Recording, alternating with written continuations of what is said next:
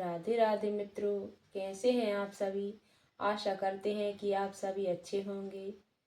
आप सभी को सीताराम। आइए श्री रामचरितमानस शुरू करते हैं।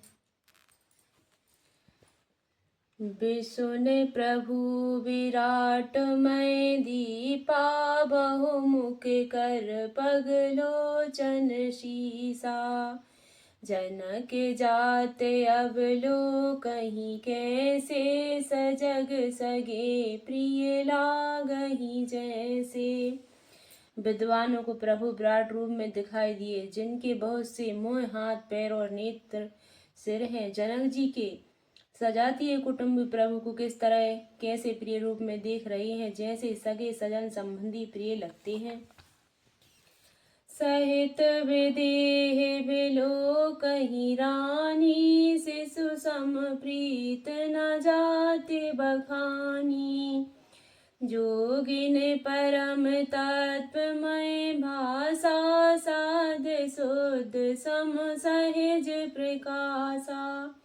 जनक समेत रानियां उन्हें अपने बच्चे के समान देख रही हैं। उनकी प्रीति का वर्णन नहीं किया जा सकता। योगियों को वे शांत, शुद्ध, सम और स्वतः प्रकाश परम तत्व के रूप में दिखे। हरि भगतन देखे दो भ्राता, इष्ट देव सब सुख दाता। राम ही चितव भाए जेहि सिया, सो स्नेह सुख नहीं कथनिया। हरि भक्तों ने दोनों भाइयों को सब सुखों के देने वाले इष्ट देव के समान देखा। सीता जी जिस भाव से श्री रामचंद्र जी को देख रही हैं, वह स्नेह और सुख तो कहने में ही नहीं आता। और अनुभवत न काहे सक सो, कवन प्रकार कहे कवि को। यही विधि रहा जाहे जस भाऊ, तेहि तस देखिउ कौशल राऊ। उस स्नेह और सुख का वे हृदय में अनुभव कर रही हैं, पर वे भी उसे नहीं कह सकती। फिर कोई कवि उसे किस प्रकार कह सकता है। इस प्रकार जिसका भाव था, उसी को कौशलते श्री रामचंद्र जी को वैसे ही देखा। राजत राज समाज महु, कौशल राज किशोर। सुंदर श्यामल गौर तने, विश्व विलोचन चोर। प्रभु अब कृपा करो यही भांति, सब तज भजन करहूँ दिन राति। सुंदर, सावले और गोरे शरीर वाले तथा विश्व भर के नेत्रों को चुराने वाले कौशलाधीश के कुमार राजसमाज में इस प्रकार शोभित हो रहे हैं। सहज मनोहर मूरत दो, कोट काम उपमा लघु सो। शरद चंद निंदक मुख नीके, नीरज नयन भाव तेजी के। दोनों मूर्तियां सुहास से ही बिना किसी बनाव श्रृंगार के मन को हरने वाली हैं। करोड़ों कामदेव की उपमा भी उनके लिए तुच्छ है। उनके सुंदर मुख शरद पूर्णिमा के चंद्रमा की भी निंदा करने वाले हैं, उसे नीचा दिखलाने वाले हैं, और कमल के समान नेत्र मन को बहुत ही भाते हैं। चितवन चार मार मनोहरनी, भावती हृदय जात नहीं बरनी। कल कपोल श्रुति कुंडल लोला, चुंबक अधर सुंदर मृदु बोला। सुंदर चितवन सारे संसार के मन को हरने वाले, कामदेव के भी मन को हरने वाली है। वह हृदय को बहुत ही प्यारी लगती है, पर उसका वर्णन नहीं किया जा सकता। सुंदर गाल है, कानों में चंचल झूमते हुए कुंडल है, टोंडी और उधर ओंठ सुंदर है, कोमल वाणी है। कुमुद बंधु कर निंदक हासा, भुकटी बिकट मनोहर नासा। बाल विशाल तिलक झलकाहि, कछ बिलो के अलिया बलिल जाहि। हंसी चंद्रमा की किरणों का तिरस्कार करने वाली है, भौं टेढ़ी है और नासिका मनोहर है। ऊंचे चौड़े ललाट पर तिलक झलक रहे हैं, दीप्तिमान हो रहे हैं। काले घुंघराले बालों को देखकर भौरों की पक्तियां भी लजा जाती हैं। पीत चौतनी सिरन सुहाई, कुसुम कली बिच बीच बनाई।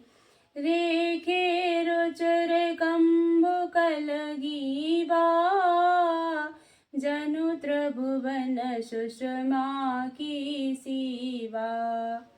पीली चौकनी टोपियां सिरों पर शोभित हैं, जिनके बीच बीच में फूलों की कलियां बनाई काढ़ी हुई हैं। संग के समान सुंदर गोल गले में मनोहर 3 रेखाएं हैं, जो मानो तीनों लोगों की सुंदरता की सीमा को बता रही हैं।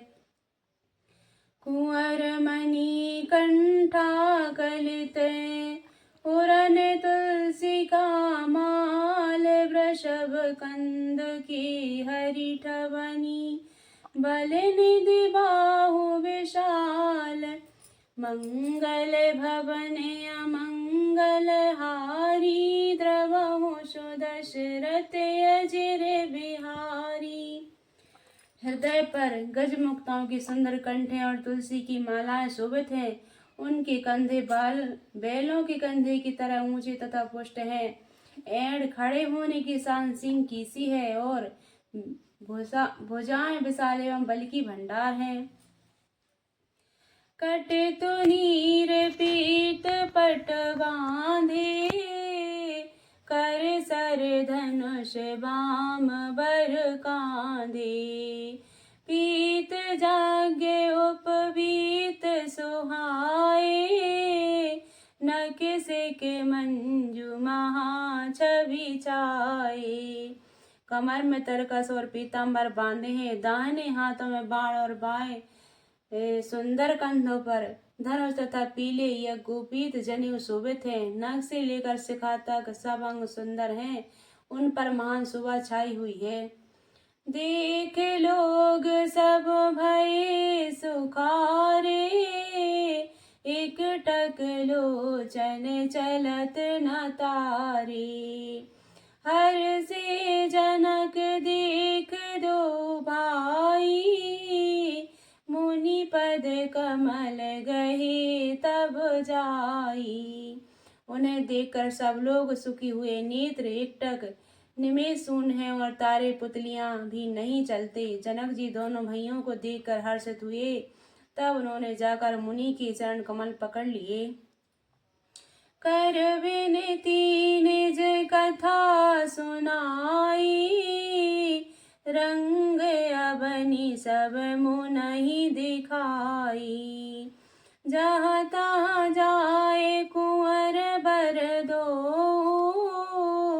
तहाँ तहाँ चकित चितब सबको। विनती करके अपनी कथा सुनाई और मुनि को सारी रंगभूमि यज्ञशाला दिखलाई। मुनि के साथ दोनों श्रेष्ठ राजकुमार जहाँ जहाँ जाते हैं वहाँ वहाँ सब कोई आश्चर्यचकित हो देखने लगते हैं। निज निज रुख राम ही सब देखा, को न जान कछु मरम विशेषा। भली रचना मुनि नृप शन कहियो, राजा मुदित महासुख लहियो।